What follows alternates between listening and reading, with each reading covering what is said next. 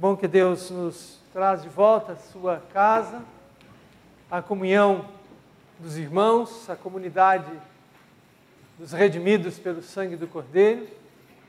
E é assim que nós nos encontramos reunidos neste lugar. E para adorar ao único, verdadeiro, santo, bom e gracioso Deus, cuja presença dá razão à nossa reunião.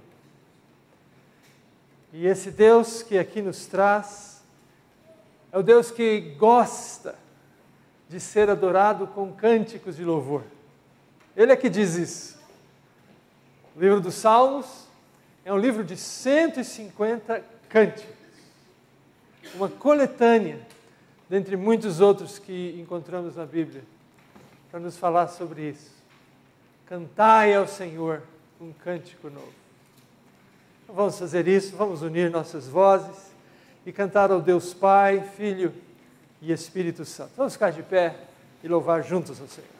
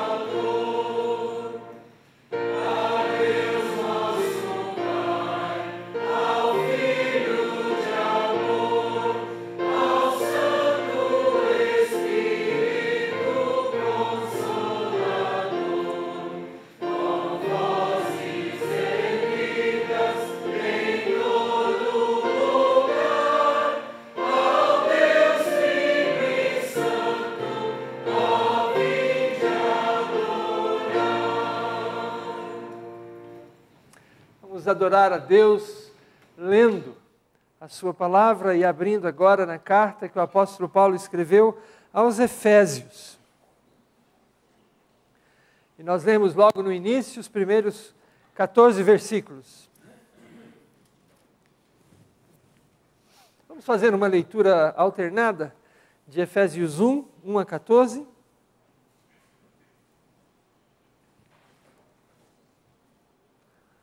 Assim o Senhor nos diz: Paulo, apóstolo de Cristo Jesus, por vontade de Deus, aos santos que vivem em Éfeso e fiéis em Cristo Jesus.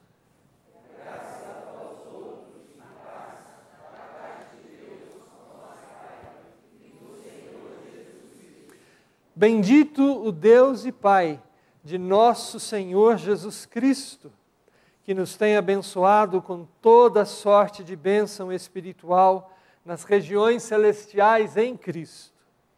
Assim como nos escolheu primeiro antes da fundação do mundo, para sermos santos e irrepreensíveis perante Ele, em amor, nos predestinou para Ele, para a adoção de filhos, por meio de Jesus Cristo, segundo o beneplácito da sua vontade. Para o louvor da glória de sua graça, que Ele nos concedeu gratuitamente no amado, no qual temos a redenção pelo seu sangue, a remissão dos pecados, segundo a riqueza da sua graça.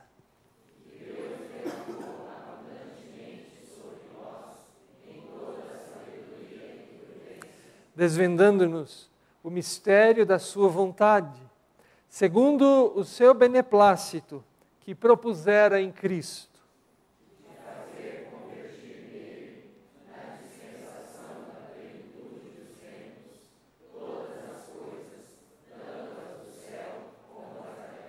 Nele, digo, no qual fomos também feitos herança, predestinados segundo o propósito daquele que faz todas as coisas conforme o conselho da sua vontade.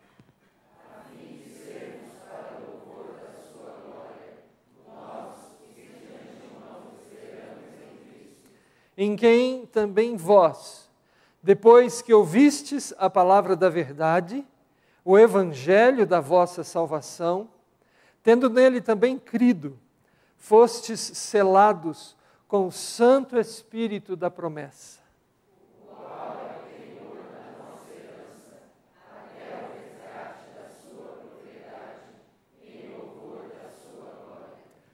Bendito seja esse Deus, a quem adoramos e que aqui está conosco. Assente-se, por favor.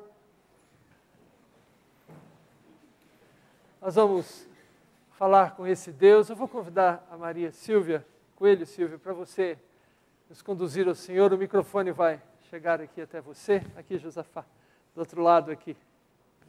Maria Silvia. E nós vamos orar a Deus.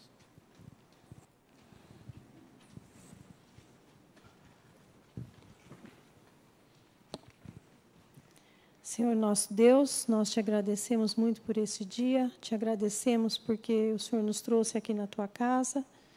Nós te pedimos, Senhor, que o Senhor esteja nos abençoando, abençoando este culto, a tua palavra que vai ser pregada, que nossas mentes e os nossos corações estejam abertos para ti, para o que o Senhor tem a falar a cada um de nós.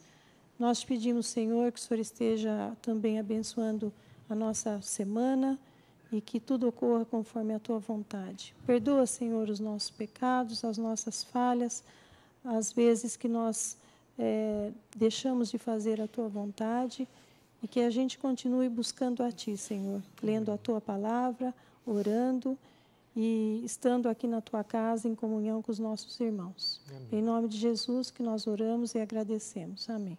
Amém.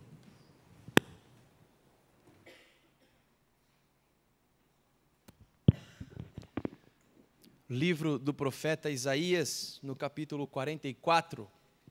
Vamos abrir todos. Nesse trecho da Escritura, Isaías, capítulo 44.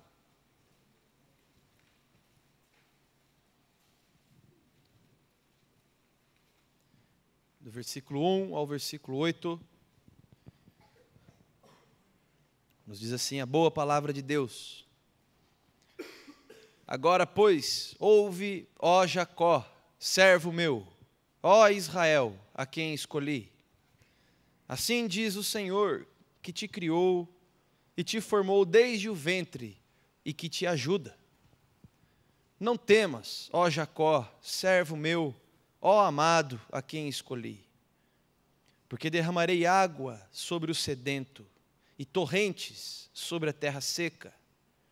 Derramarei o meu espírito sobre a tua posteridade e a minha bênção sobre os teus descendentes, e brotarão como a erva, como salgueiros junto às correntes das águas. Um dirá, eu sou do Senhor. Outro se chamará do nome de Jacó. O outro ainda escreverá na própria mão, eu sou do Senhor. E por sobrenome tomará o nome de Israel. Assim diz o Senhor, Rei de Israel, seu Redentor, o Senhor dos exércitos. Eu sou o primeiro e eu sou o último, e além de mim não há Deus. Quem há como eu, feito predições desde que estabeleci o mais antigo povo? Que o declare e o exponha perante mim, que esse anuncie as coisas futuras, as coisas que hão de vir. Não vos assombreis, nem temais. Acaso, desde aquele tempo, não vô-lo fiz ouvir, não vô-lo anunciei? Vós sois as minhas testemunhas. Há outro Deus além de mim? Não. Não há outra rocha que eu conheça. Louvado seja Deus pela sua boa palavra.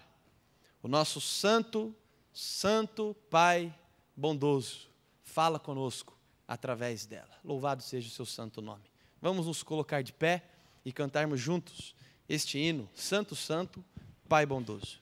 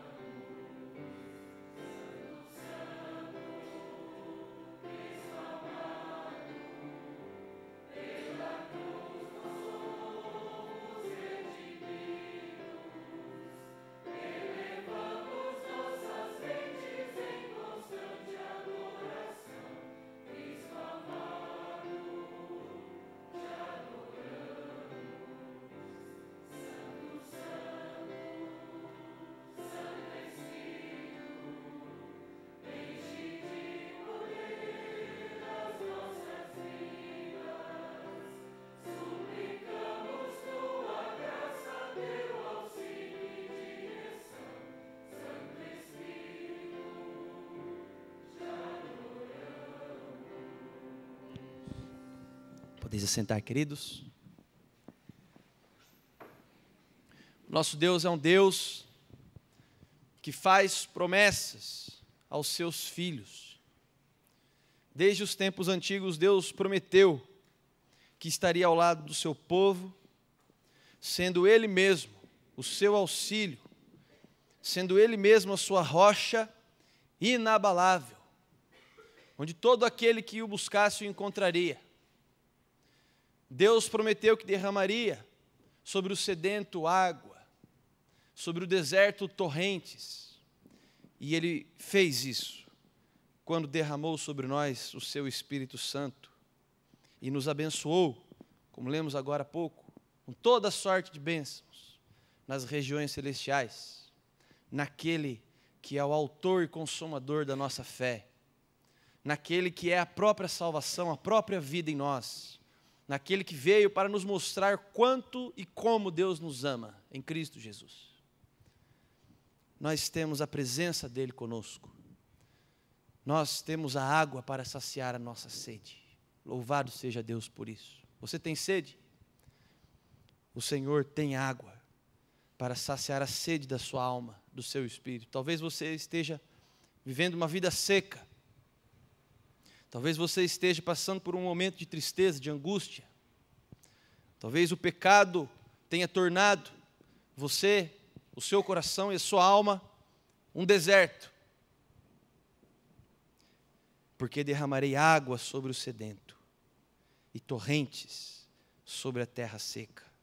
Derramarei o meu espírito sobre a tua posteridade e a minha bênção sobre os teus descendentes. Louvado seja Deus por isso. Vamos buscá-lo em oração, porque o Santo Espírito que habita em nós e está aqui, deseja tocar na nossa alma, deseja tirar de nós aquele peso, aquela angústia, aquela aflição que nós não podemos suportar.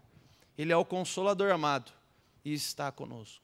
Vamos orar, buscá-lo em oração, silenciosa durante alguns instantes, confessar os nossos pecados, contar a Ele as nossas fraquezas e necessidades, com a fé e a certeza de que Ele nos ouve e trabalha em nós.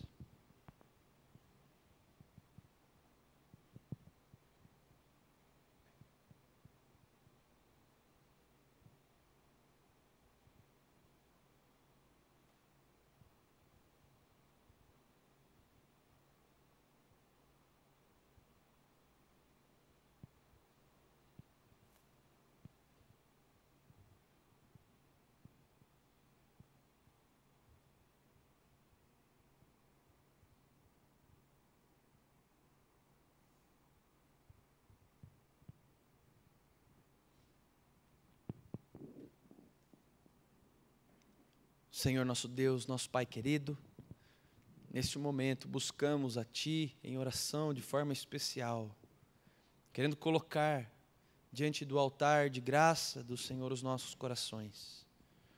Muitas vezes, ó Deus, corações aflitos, corações inquietos, mas sabemos que Tu nos aceitas como somos, mas nos amas tanto que não permites que saiamos como estamos.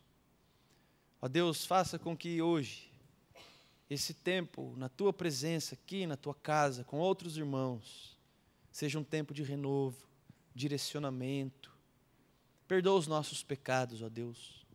Mostra-nos diante de nós o caminho reto, a vereda justa, para que nós possamos trilhar esse caminho.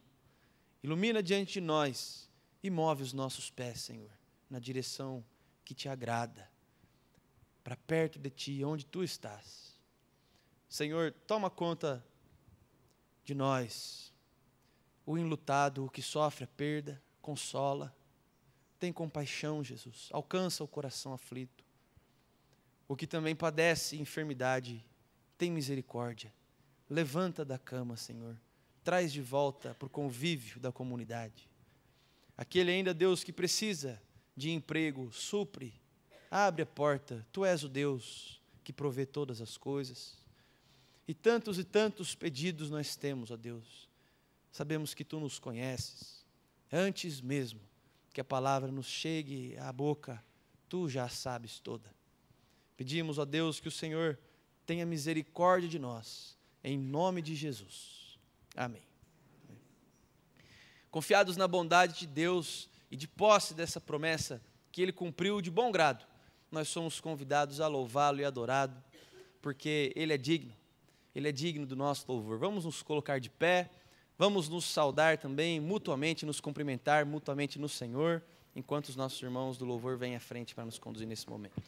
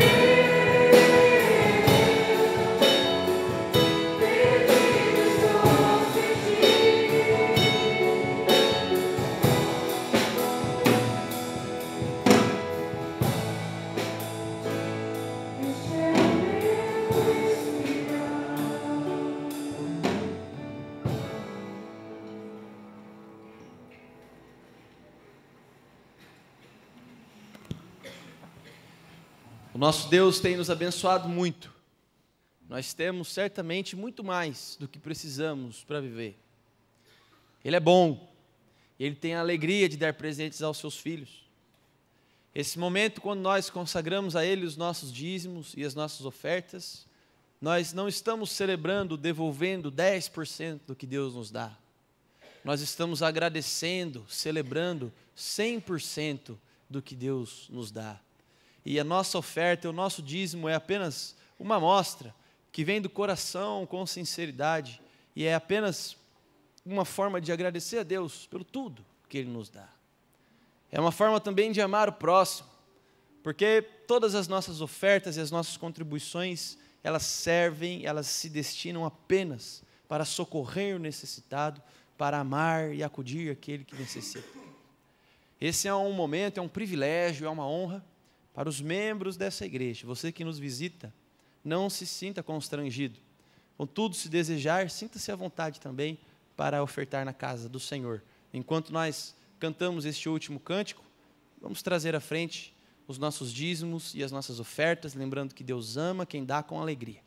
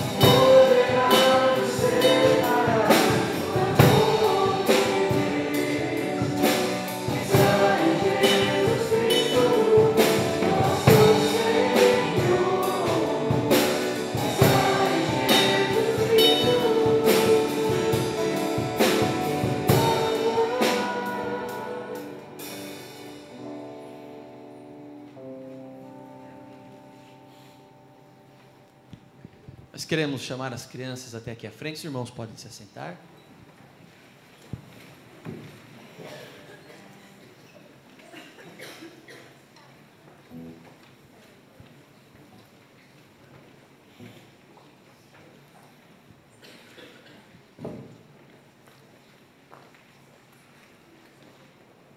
Queremos também chamar aqui à frente a dona Luísa e a Alaide. Vocês podem vir aqui à frente para nós fazermos uma oração com vocês? Também. A Manuela não veio ao culto hoje, né?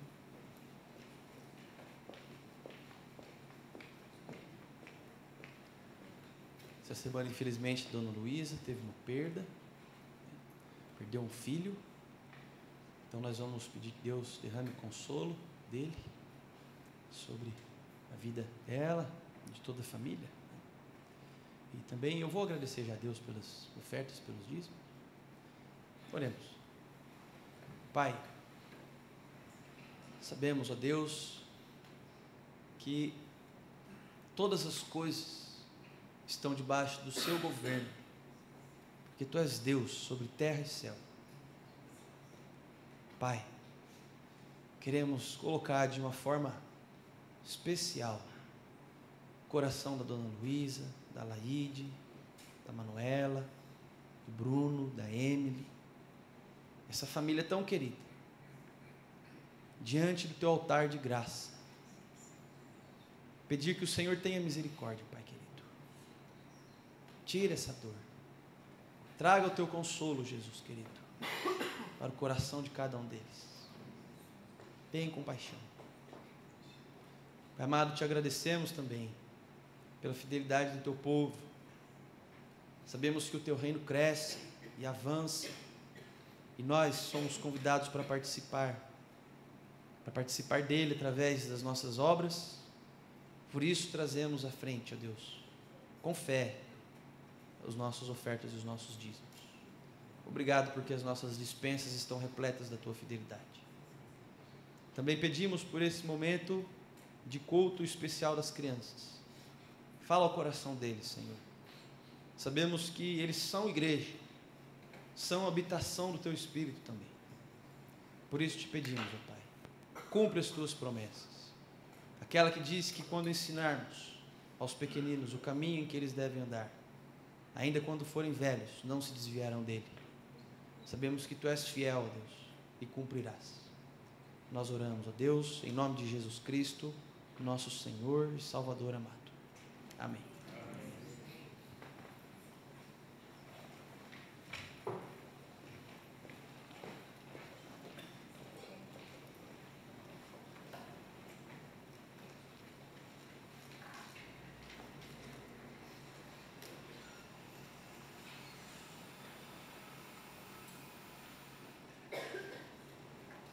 Nós voltamos a abrir as nossas Bíblias, agora em Isaías, só que no capítulo 49.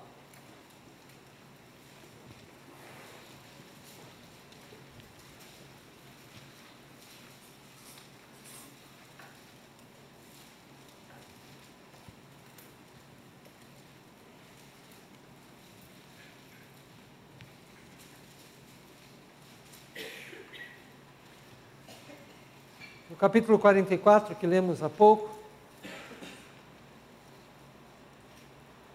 falando em nome de Deus, o profeta estava declarando o cuidado do Senhor, as promessas do Senhor para com Israel. E Deus haveria de cumprir essas promessas e exercer o seu cuidado sobre eles, derramando sobre eles o seu Espírito. Derramarei do meu Espírito sobre a tua posteridade. E no capítulo 44, Deus fala: eu sou o Senhor e não há nenhum como eu. E a primeira coisa que com isso Deus quis dizer é que não adiantava tentar construir ídolos para imitar ou para comparar a esse Deus, esse Senhor. Deus é incomparável. E se foi algo que Israel percebeu desde o início, foi que eles não podiam controlar a Deus. Não podiam barganhar com Deus. Deus não fazia negócios. Como também o Deus que Jesus Cristo nos revelou é exatamente o mesmo. O Deus que se revelou a Abraão é um Deus de amor, de promessas, e que exerce o seu amor e faz cumprir as suas promessas segundo o seu querer e no seu tempo. E promete abençoar aqueles que o buscarem, que conviverem com Ele. E assim o foi. E assim Deus exerceu. E Deus diz: vocês são as minhas testemunhas de quem eu sou. O mundo haverá de me conhecer através de vocês, através de Israel. Essa foi a promessa e essa foi a palavra e esse foi o chamado feito a Israel. Para que o mundo conheça quem Deus é, Israel deveria ser o arauto, o anunciador, a testemunha sobre Deus. Nós sabemos que Israel é uma figura de todo o povo de Deus. Como Deus salvou pessoas antes de Abraão, mas quis chamar Abraão para, através dele e da sua descendência, expressar de maneira mais cuidadosa quem ele é e a sua vontade. E quando Jesus Cristo vem ao mundo, fica absolutamente claro, como veremos com mais vagar daqui a pouco, que a igreja, que não começou com Jesus Cristo, a igreja começou no jardim do Éden, com Adão e Eva. Não é uma proposta a posteriori, mas a priori. Ela começou lá no jardim do Éden, quando Deus prometeu aos nossos primeiros pais que iria redimi-los, que iria perdoá-los, através de um descendente, um filho de homem. Ali, naquela promessa, começou a igreja, da qual Noé fez parte, Abraão fez parte, Moisés, Davi, e muitos outros, até de fora de Israel, também fizeram parte. Mas a Israel foi dada a missão, a tarefa, o chamado de veicular quem é Deus, de falar quem Deus é.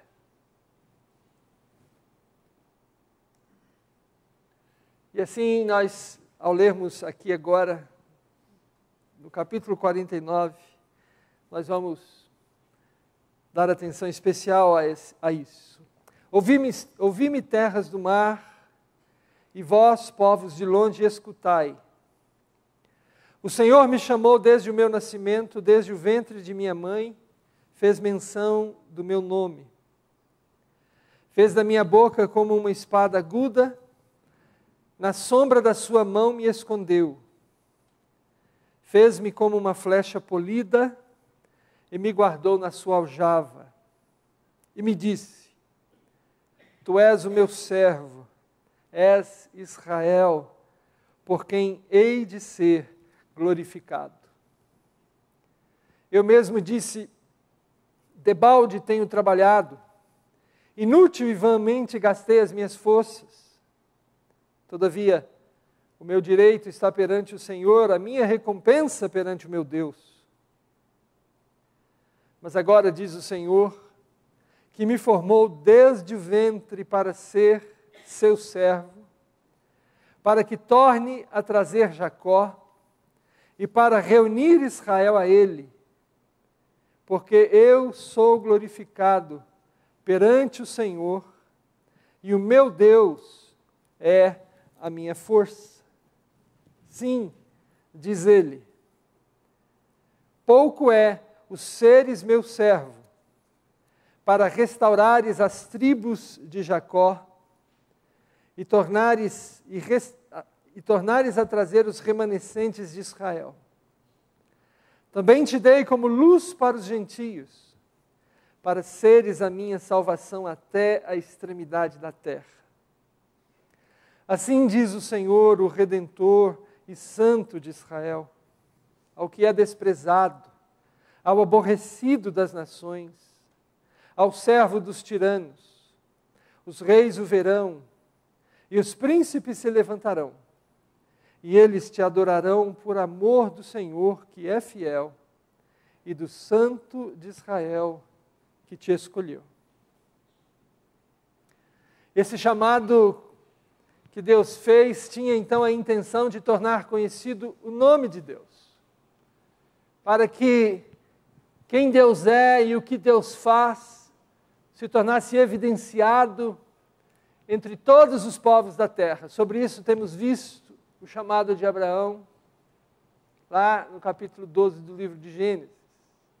Em ti serão benditas todas as famílias da terra. Porque antes de ser o Deus de Abraão, ele foi o Deus de Adão. E em Adão, toda a humanidade é contada. Por isso, o evangelista Lucas, quando fala sobre a história da família de Jesus Cristo, Lucas diz que Jesus é filho de Adão. Mateus diz ele é filho de Abraão, mas Lucas, ele é filho de Adão. Mas o chamado de Deus e no saber de Deus, escolheu um idólatra e tornou esse idólatra um representante do único e verdadeiro Deus. Abraão, que entrou na escola da fé. A vida de Abraão não mudou de um dia para outro, nós sabemos, mas ele esteve na escola da fé, onde dia a dia, crendo e experimentando a presença de Deus, sua vida foi sendo burilada e transformada segundo a vontade do Deus que o chamou. O chamado que Deus fez a Abraão, e repete aqui em Isaías, a Israel, a sua descendência, foi incorporado por Jesus Cristo. Porque Jesus é de fato o descendente de Adão e também de Abraão. É o descendente prometido. Então Jesus Cristo nos diz, eu sou a luz do mundo. O profeta disse que Israel era a luz, mas Jesus diz, eu sou. Eu sou a luz do mundo. Porque Jesus traz para ele essa promessa que se cumpre. Se Israel historicamente falhou em expressar ao mundo quem Deus é, agora Jesus Cristo vem para realizar isso. Eu sou a luz do mundo, disse Jesus. E ele diz, quem me segue não andará nas trevas. Pelo contrário, terá a luz da vida. Quem se aproxima de Jesus Cristo recebe uma orientação nova para viver. Entra nessa escola na qual Abraão entrou, Moisés, Davi, Sara, Débora, Raquel e tantas outras pessoas. A escola de Deus, da fé em Deus. Mas Jesus Cristo fez mais. Jesus Cristo em determinado momento, nos diz: vós sois a luz do mundo. Todo aquele que nele crê, todo aquele que anda na sua luz, torna-se um reflexo da sua luz. Vós sois a luz do mundo.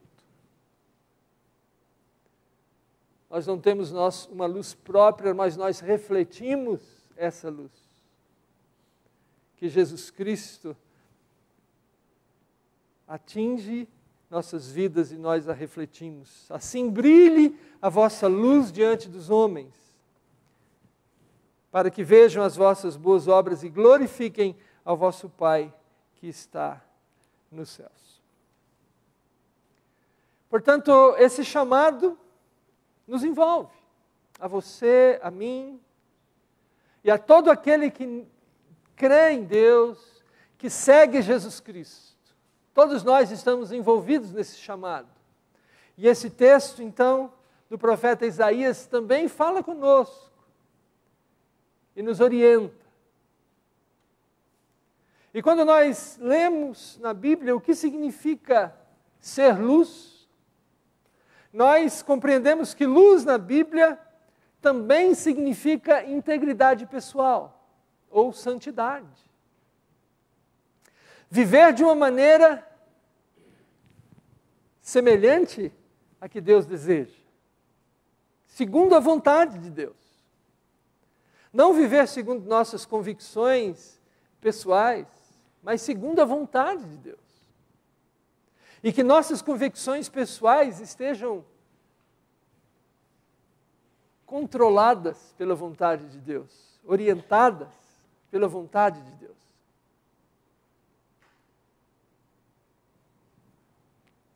É sempre perigoso quando a gente resolve viver segundo as nossas convicções próprias. Quando essas convicções não foram confrontadas com a revelação das Escrituras, mas são apenas fruto do nosso querer. Sendo luz, nós somos orientados a viver segundo a vontade de Deus, integridade pessoal. Integridade de alguém que anda pelos caminhos que Deus aponta, que Deus mostra. Mas luz também na Bíblia significa proclamar insistentemente o Evangelho de Jesus. Especificamente aqui no nosso texto, essa é a maior conotação do termo. Falar, testemunhar, deixar que outros saibam, que outros conheçam a mensagem de Deus, compartilhá-la, levar adiante. Pelos meios que Deus nos dá e com os recursos que Ele também nos oferece. Influenciar com a nossa presença. Brilhe a vossa luz diante dos homens para que vejam as vossas boas obras e glorifiquem ao vosso Pai que está nos céus. Tudo isso está envolvido aqui. A nossa vida íntegra, ou na busca da santidade, a nossa disposição de testemunhar sempre, nas oportunidades que Deus abrir, e as nossas atitudes, aquilo que fazemos, onde investimos nosso tempo, nossos recursos pessoais. Tudo isso conta no cumprimento desse chamado que Deus nos faz. Onde devemos levar a luz de Deus, onde devemos compartilhá-la. O profeta diz: até a extremidade da terra. O limite de Deus é os confins da terra.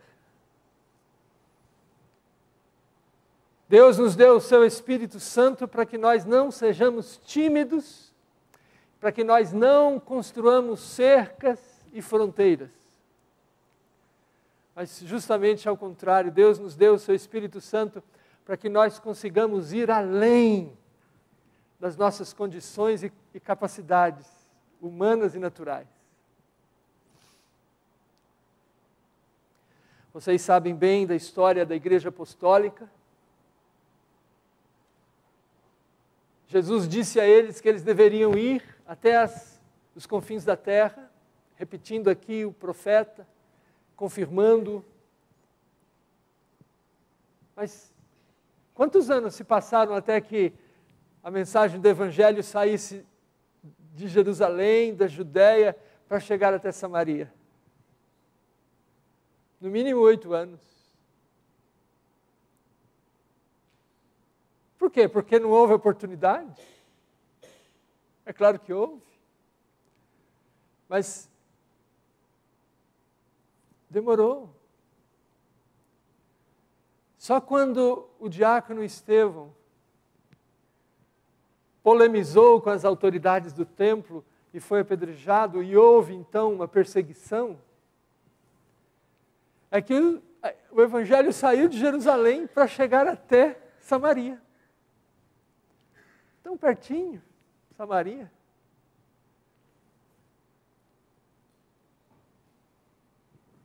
Quanto tempo demorou para que o Evangelho fosse pregado na casa de um gentio que, olha, morava em Israel.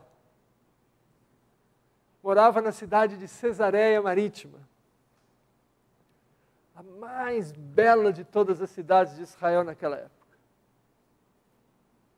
Obra de engenharia extraordinária. Há muito tempo mais.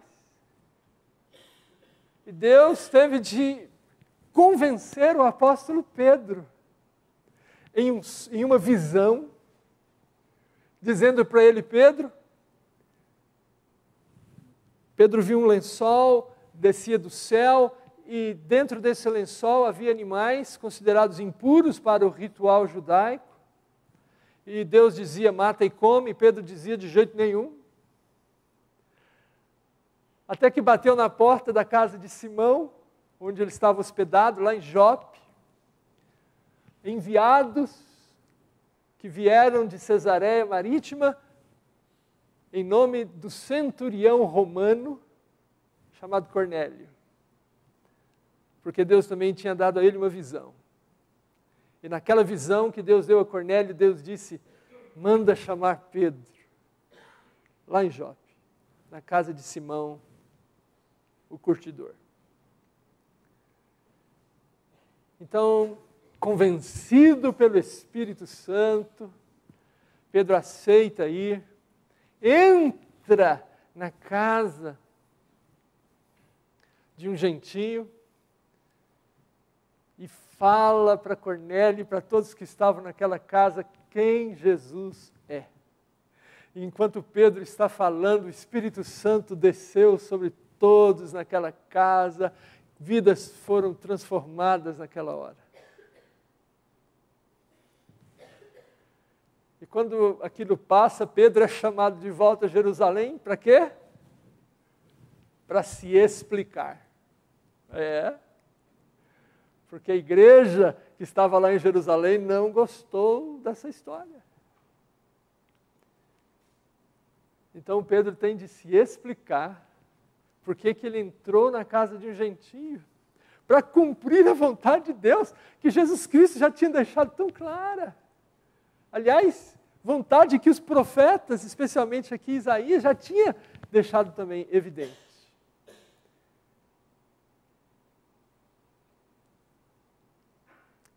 Há uma resistência, há uma dificuldade da igreja de sair. A nossa tendência é ficar. Mas Deus nos desafia a ir, a quebrar as fronteiras que nós mesmos estabelecemos, a alargar a nossa visão e avançar, orientados por Deus, pelo seu Espírito, pela sua palavra, irmanados, não sozinhos. Uma das coisas boas da nossa igreja presbiteriana é que, se alguém quiser ser um missionário presbiteriano, tem que passar por uma escola. Pode até já ser um pastor ordenado. Se eu quiser hoje ser um missionário, se sentir que Deus está me chamando para o campo missionário, não vou amanhã.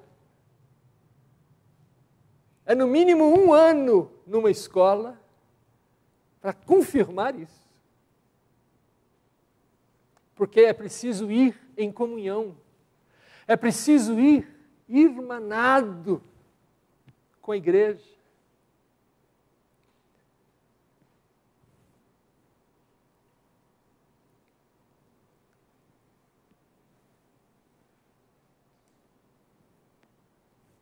Cristãos globais para um Deus global. Lá no Antigo Testamento tem um exemplo maravilhoso disso.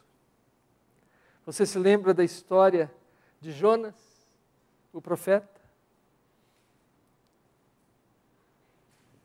Jonas vivia na cidade de Samaria, na região de Samaria.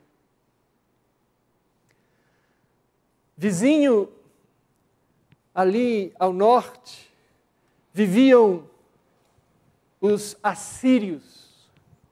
Naquela época dele, os assírios eram uma grande ameaça. Era um povo guerreiro. E com o passar do tempo, de fato, invadiu e conquistou aquela região. Então Deus chegou a Jonas e disse a ele: eu quero que você vá até a Nínive, a capital da Síria, e fale sobre mim para eles. Deixe-os saber quem sou eu. Chama-os ao arrependimento.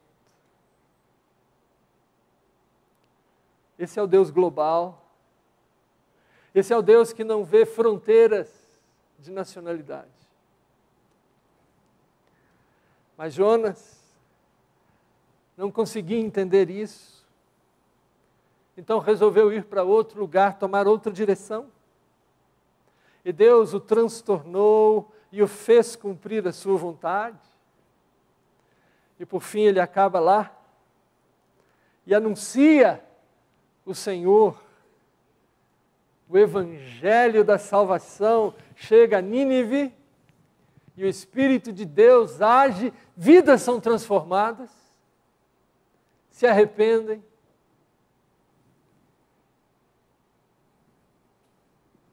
Jonas tem dificuldade de aceitar que Deus é misericordioso com todos, não apenas com os descendentes de Abraão. O apóstolo Paulo, ferrenho perseguidor da igreja, que passou a vida inteira dele lutando para ser um judeu da melhor qualidade, um fariseu, um conhecedor das Escrituras, um homem que seguia todos os rituais possíveis e imagináveis.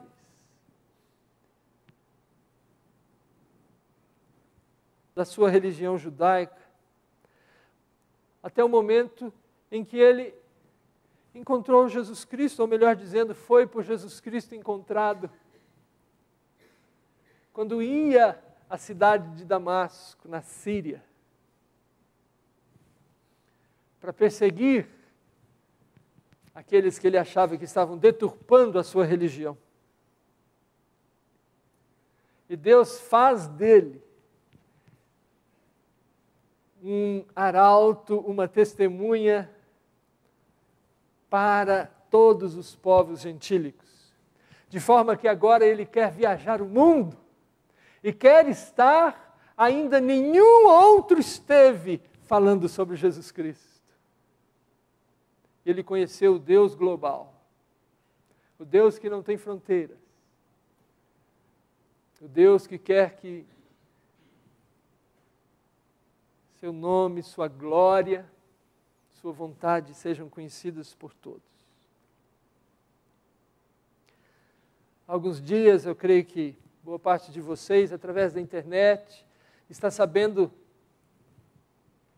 de duras perseguições que nossos irmãos estão sofrendo em várias partes do mundo. Perseguições injustas, mas reais e verdadeiras.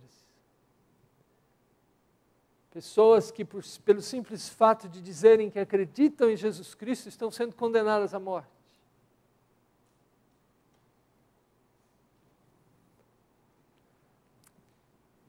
São nossos irmãos, se de fato creem em Jesus como seu único e suficiente Salvador. E essa realidade é a nossa realidade. Ainda que esteja milhares de quilômetros daqui, é a nossa realidade. Estamos irmanados.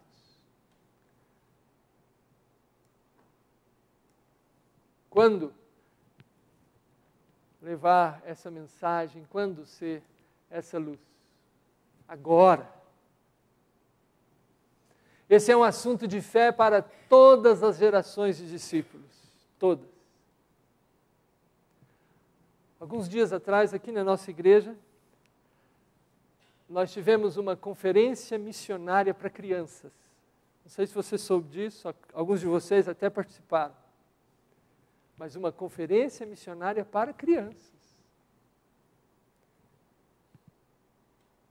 Porque esse não é um assunto só de adultos ou para adultos. É um assunto para todos os cristãos. E os nossos filhos podem e devem se envolver com ele. Ensiná-los a orar pelo trabalho missionário, a se envolver no trabalho missionário. Agora, no mês de julho, nós vamos ter um trabalho missionário especial aqui. O pastor Durval, juntamente com a nossa irmã missionária Jaqueline, está preparando esse trabalho. Toda geração de cristãos está comprometida, está convocada a participar, a se envolver. Ontem um grupo de nossa igreja foi apresentar a mensagem do Evangelho e os seus desdobramentos, as suas implicações numa igreja irmã aqui da cidade. Gastaram horas e mais horas se preparando, ensaiando, porque essa é a nossa vocação. Esse é o nosso chamado.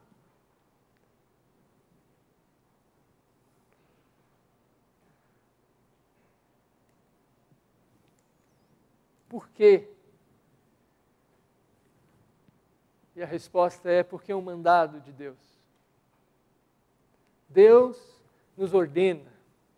Deus nos diz que assim é. E nós ouvimos. E nós acatamos as ordens de Deus. E o Senhor Jesus Cristo nos diz que todo aquele que quiser salvar a sua vida, perdê-la-á. Mas todo aquele que perder a sua vida por minha causa, esse a salvará. Sabe, eu fico preocupado quando, conversando com algumas pessoas, percebo que essas pessoas têm tempo e gastam belos recursos em coisas que são apenas para sua satisfação pessoal. Mas quando você convoca essa pessoa para participar de um trabalho de Deus, para glorificar a Deus, para testemunhar o Evangelho, não tem tempo. Quando você fala para uma pessoa investir os seus recursos na causa de Cristo, na expansão do Evangelho, se sobrar, ela participa. Então, essas palavras de Jesus Cristo são um grande desafio para esse tipo de atitude. Pessoas que querem salvar a sua vida, que querem economizar a sua vida para viver para si, para satisfazer sua vontade. Mas não querem se deixar levar ou se deixar conduzir pelo Espírito Santo para investir o seu tempo e os seus recursos no trabalho de Deus.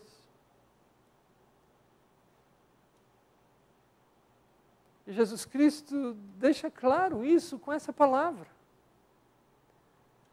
Quem investir em mim, na minha vontade, no meu reino, não está perdendo, está ganhando. Esse é o paradoxo da fé. O que Deus disse para Abraão: sai da tua terra, da tua parentela, da casa de teu pai, e vai para um lugar que te mostrarei. E Abraão poderia ter virado para Deus e falado: aqui eu tenho tudo que eu preciso. Por que eu vou sair daqui? Que loucura é essa?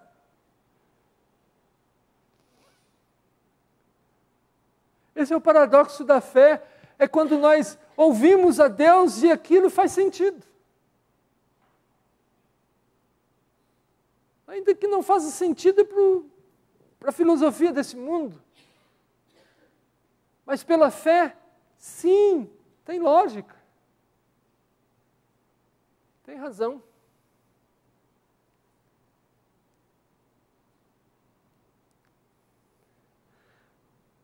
E o chamado que Deus fez a Abraão é o chamado que Deus faz para você, para mim, é o chamado que Jesus Cristo fez aos discípulos e faz a você e a mim também. É uma ordem. Crer no Senhor Jesus Cristo significa dizer sim, Senhor. Não é, vou pensar. Não.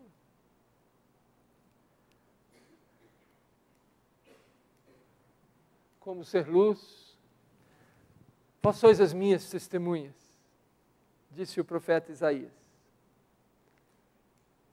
E o Senhor Jesus Cristo, confirmando o profeta e dizendo que esse é o caminho, vocês receberão poder quando o Espírito Santo descer sobre vocês, e serão minhas testemunhas em Jerusalém, em toda a Judéia e Samaria, e até aos confins da terra.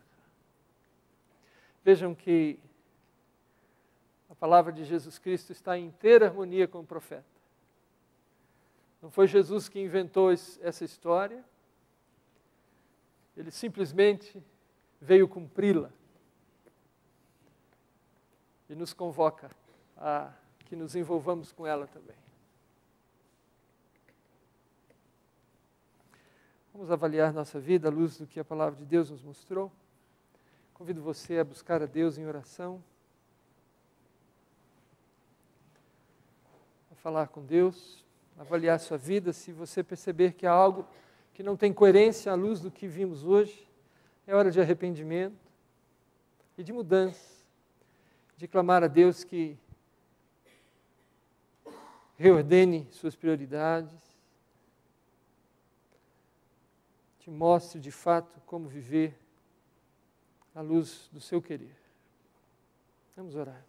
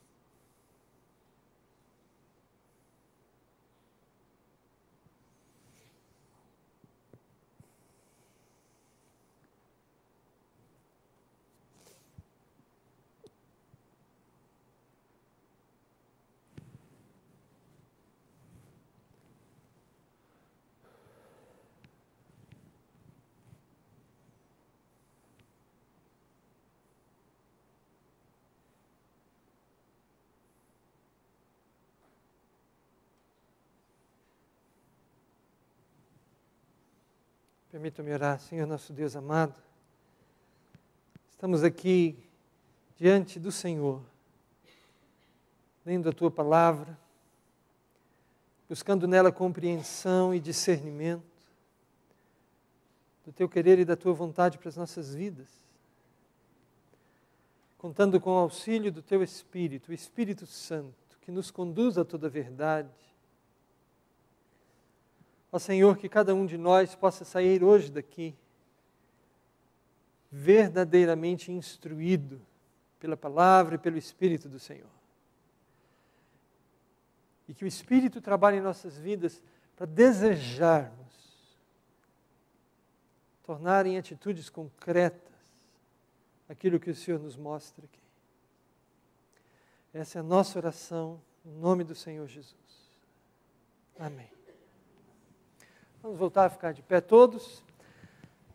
Após a bênção, nós vamos cantar a nossa certeza da presença e do auxílio do Senhor Jesus conosco, através desse hino. Receber a bênção.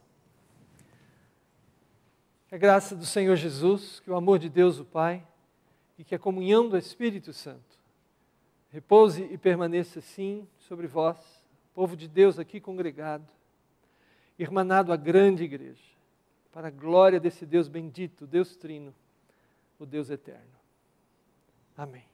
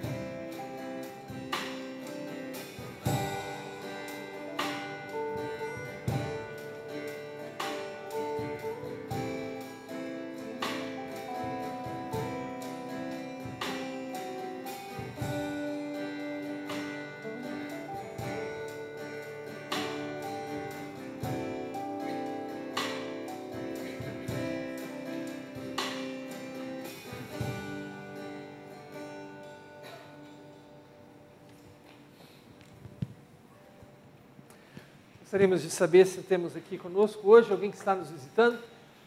E se você estiver nos visitando, pudesse colocar de pé um instante, por favor. Muito obrigado. Qual é o seu nome?